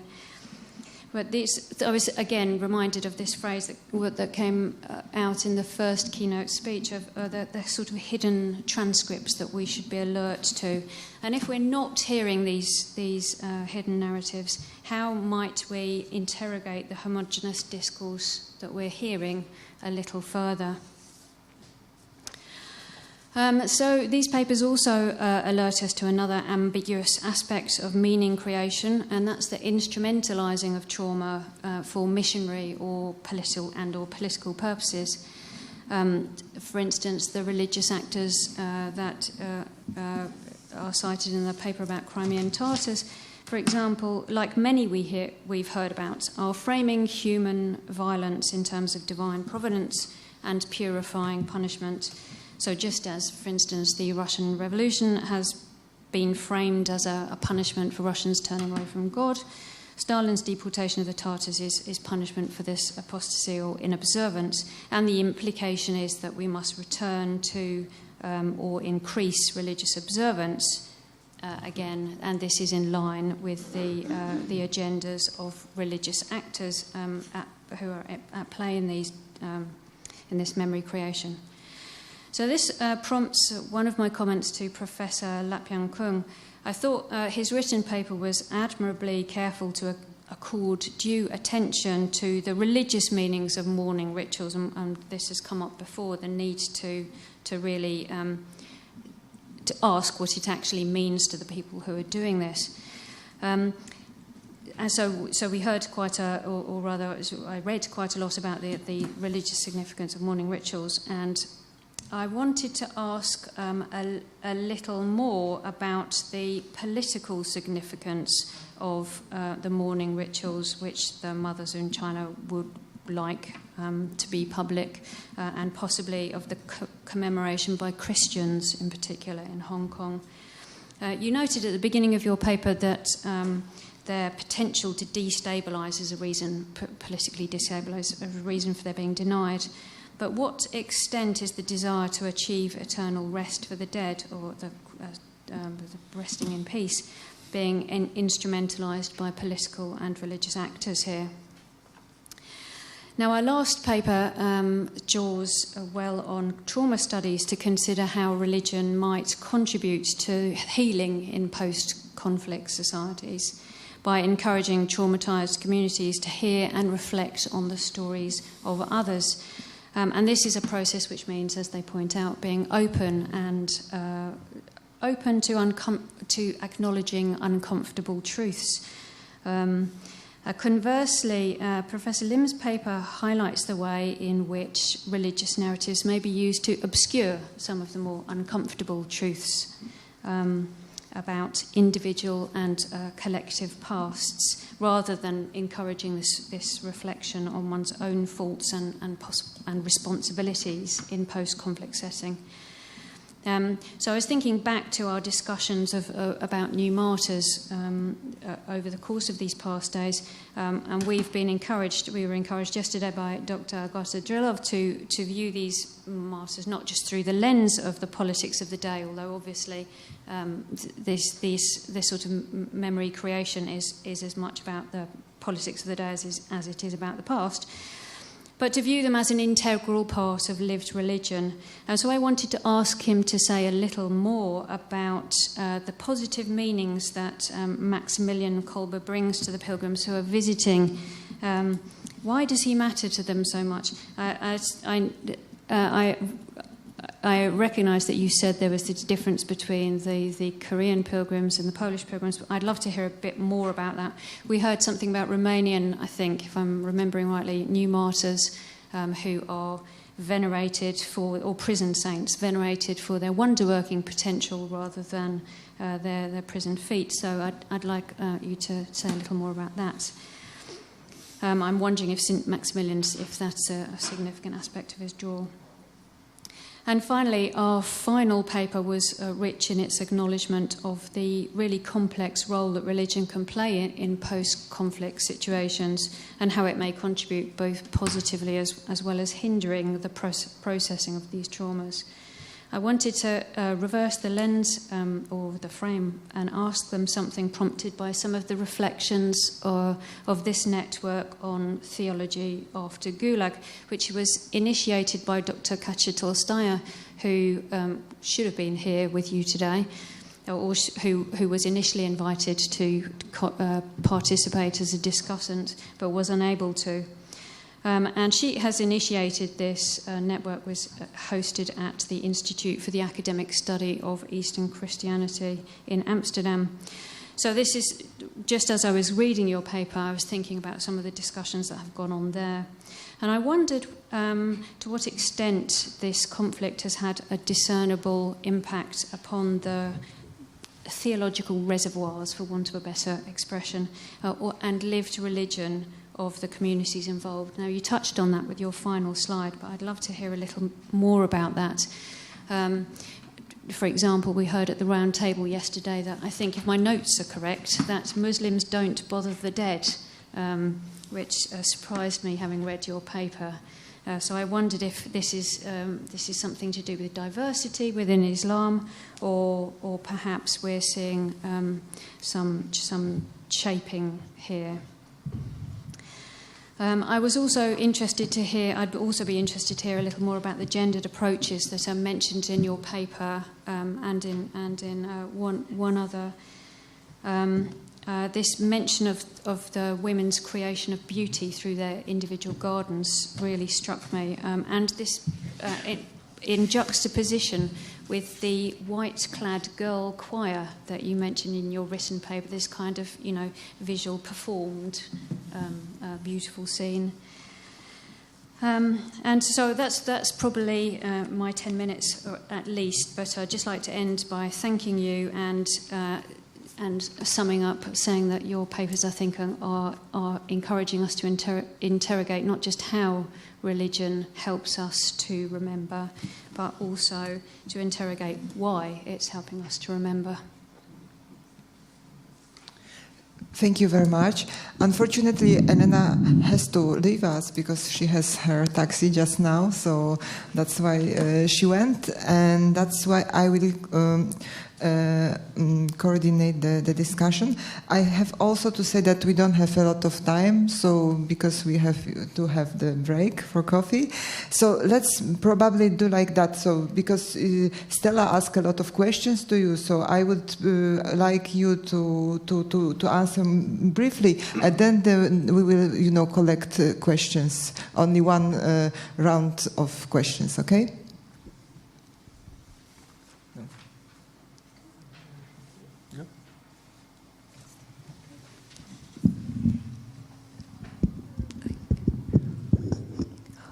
Dr. Stella, you're completely right. There are individual narratives which are not fitting the dominant narrative on the deportation, but this narrative is so powerful that people are just tend to be silent and not, to make sound the individual narratives which contradict, and or they correct the individual narrative according to the dominant narrative. So, thank you. Thank you very much for your comments. Well, a very brief response. What I have done in my paper, I'm not talking about how religious rituals is employed in the memorial service, talking about the Tiananmen Square incident, but rather the Tiananmen Square memorial service in Hong Kong has nothing to do with religions. But what I'm trying to do is to use religious perspective to look at what it is. In fact, it is nothing related to religion, but if we look at from the religious perspective, coming from the cultures, coming from the Confucianism, then I can take out a lot of religious element within the memorial service. And then from then I ask whether the people are aware of this and can also make use of the religious symbols and something like that in order to enhance, when they are talking, pursuing justice and something like that. Okay, positive meaning of Maksymilian Kolbe in Japan. First of all, Maksymilian Kolbe was not the Western missionary. He was a Polish missionary. Means that Western missionaries has been always interpreted as a sort of, having also Western imperialism to colonize Japan or to invade Japan. So, in this sense, Maksymilian Kolbe was exempt from the suspicion of the, tool of the Western imperialism. I'm sorry, Poland did not belong to the West at that time. And secondly, I'm sorry. Secondly, that one sort of survivor's guilt. This Nagai Takashi, and also Ozaki Tomeo, he wrote a book, is a Japanese Catholic father. He wrote a book on the Kolbe in Nagasaki. And these guys actually atomic bombed while they were in Nagasaki. And the Nagai Takashi's wife was killed instantly, and the bomb exploded. And Ozaki Tomeo also talked of this. He just disregarded SOS, help us from the other atomic bomb people. So, but they just disregarded the SOS, help voices from the others, but Maksymilian Kolbe sacrificed himself to save the other inmate. I think, so in the bottom line, there is a Maksymilian Kolbe represents to sort of make a redemption of their certain survivor's guilt. And thirdly, the persecution of the Japanese Catholics in Nagasaki is listed even in the genocide by Raphael Lemkin. So Raphael Lemkin actually clearly wrote that alongside the art of Jewish pogroms and so on, he just specified persecution of Japanese Catholics as a genocide. So for those Catholics in Urakami Cathedral who were killed by the atomic bombing, they were, in a sense, very much marginalized and subalterns. They were underclasses. This is burakumin in Japanese. So they cannot sacrifice themselves. They are homo saceres in the Agamben sense. But certainly in Nagai Takashi's term, they just, are interpreted who sacrifice themselves as the clean lamb on the altar of the God to save the world and the humanities. So in a sense, it gave them a sort of self-empowerment to the people who were totally marginalized and regarded as subalterns or underclasses. So that's why they really, these sort of, how can I say, idolized. Maksymilian Kolbe has been quite idolized among the Japanese Catholics, especially in Nagasaki. But on the other hand, we need to also pay attention to that, why they ignored this sort of part of a fragment of anti-Semitism by Maksymilian Kolbe. This is still, so I had a talk about this in March in Japan. So the audience was shocked by that. The Maksymilian Kolbe had wrote anti-Semitic fragments, but I was shocked by that. Japanese were really ignorant of anti-Semitic aspect of Maksymilian Kolbe. Still, it is really challenging. I mean that we need to interpret this.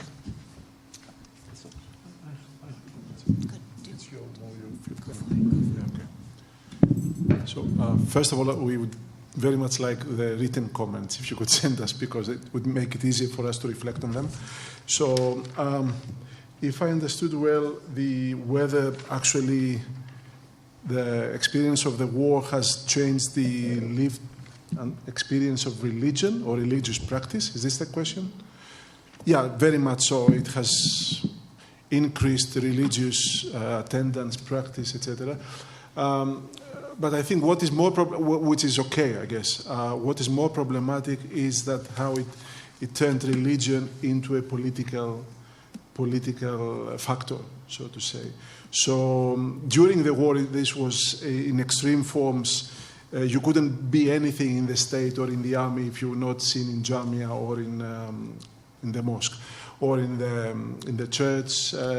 Some of them, they're called red, in Bosniak areas, they were called red Muslims because they were communist up until the start of the war, started going to the mosque because they wanted to be promoted, etc. So it was the reverse from what they had during communist regimes, during the communist regime, where religion was not persecuted, but if you would go to the mosque, you couldn't really get a good career, right? So one problematic aspect is the politicization, the political role and social role of religion in conservative social role of religion. The other is how the return of religion in everyday life and legitimation of religion opened up the possibilities for all sorts of alien influences. And here again, especially among Bosniaks, we have the influence of non-traditional practices, Islamic practices, which are very alien to very tolerant Bosnian Islam. They're brought from the Middle East, from Qatar, from United Arab Emirates, from Saudi Arabia, which clash, they're popular especially among younger people, and they clash with more traditional, tolerant Bosnian Islam, which is very different from Arab conservative, well, not conservative, but anyway, how would you call it?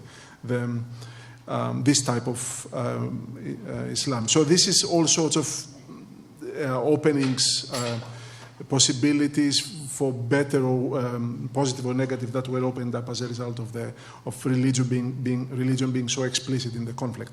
Now, with regard to gender approaches, again, I think it's a very ambivalent element. At the first instance, it's a very empowering aspect, the fact that practically, because most of the men were killed, the civic activists are women, okay? And they are visible, they're everywhere. They go to The Hague, they go to Brussels, they go to Sarajevo. They are in Sarajevo, in fact. They're very influential. And that's quite empowering, and also empowering in the sense that they have a very rural image. So it's not the empowered woman that you would have during communist regimes, which was very modern Western type of woman. It's with the scarves and everything. But that has also, I think, it's a negative side effects. One would be, for example, that they are very political, especially the more prominent figures in this civic activism of mothers of Srebrenica, women of Srebrenica, etc. And they have a great political influence. they could kill any politician's career if they say something against them. So they are they have huge political influence, and they're very close to the more nationalist and conservative political options in the country.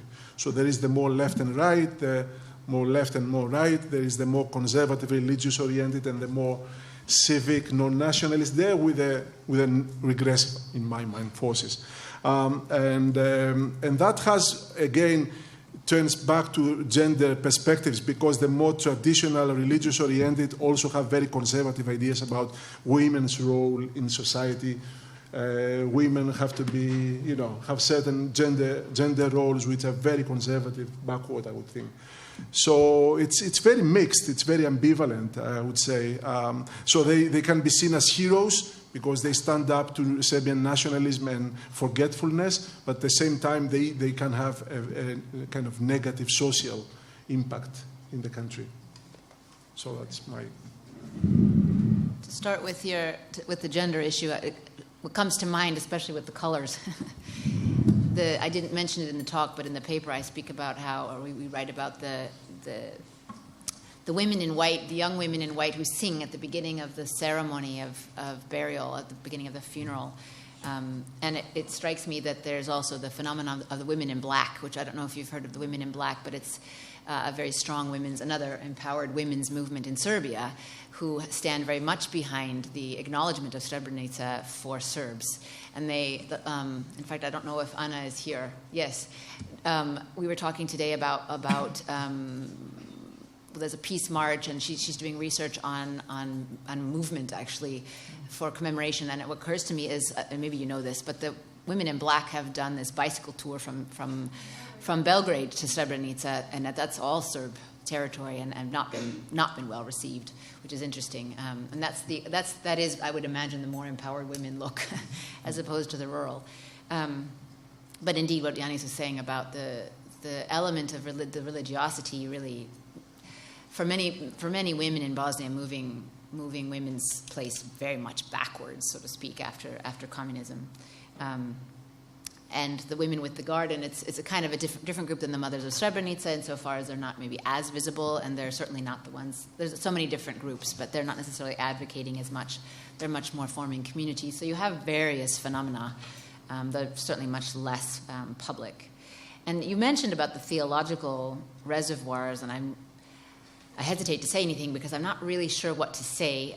Certainly the war and what happened has affected theology for Muslims, and I don't know that I'm the person to say what that would be. What does strike me, and what I know from my very much on the ground grassroots work with lived religion and Muslims working particularly in peace-building work, is the effects of, and this goes back to the hopeful side, I suppose, particularly I'm thinking of two imams that work not in Srebrenica, but in one of the other major areas of massacre in the area around Prijedor in northwestern Bosnia. So this is Sanski Most, two imams who have formed the Center for Peace Building, and who are, in my personal opinion, at the cutting edge of the peace work going on in Bosnia from the local level, not necessarily very well known, although they're becoming more known, who simply perseverantly over many, many years push for the discussion together, the coming together of the religious leaders, of having a religious, among many other things they do, an interreligious council in the small places.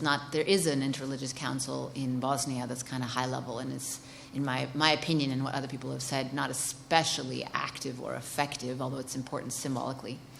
But in Sanski Most, for example, they come together and they speak in front of groups of young people in particular, groups of people about their own theologies of peace in their own communities. And just the fact that they sit together and the young people ask, so do you hang out together not here? Like, do you go for coffee? And the power of them saying, yeah, we're friends, is incredible because it's so unusual in the country. And they're trying to expand. This is Sanski Most, which is a Muslim town. And the council includes a number of Muslim imams, but also the local Serbian Orthodox priest. There was the pastor, Protestant pastor who has since left, but and the Catholic priest as well. And they're trying to expand that to Prijedor, which is just the neighbor town. Before the war, it would have just been a neighbor town. Now it's crossing the entity line, and it's a Serb town. And very much trying to encourage a similar council in Prijedor. Till this day, they haven't succeeded, but knowing them, they will continue to work at it until hopefully they are successful in simply having people sit together. And it took 3 years for them to manage to get these people to sit together, because each would say, I'll come when the others come. Which, of course, it's always the question, who will take the first step? But when finally there was an invitation, I think after 3 years of inviting, to come just for a meal, they did come and sit together, and that was the beginning of what has become very profitable visibly, particularly a profitable relationship between them. So it's not exactly theology, but it frames how theology changes the proclamation of what people believe and what they should do, coming out of the mosque, for example, is being said. Thank you. Well, to be honest, your reaction on the comment were so rich that I'm afraid we are completely out of time at the moment. Sorry. So what I suggest, I'm very sorry, but it's like we have the program still. So I suggest that you ask the questions during the coffee break, okay? Because we have to prepare for the last session. Thank you. Sorry.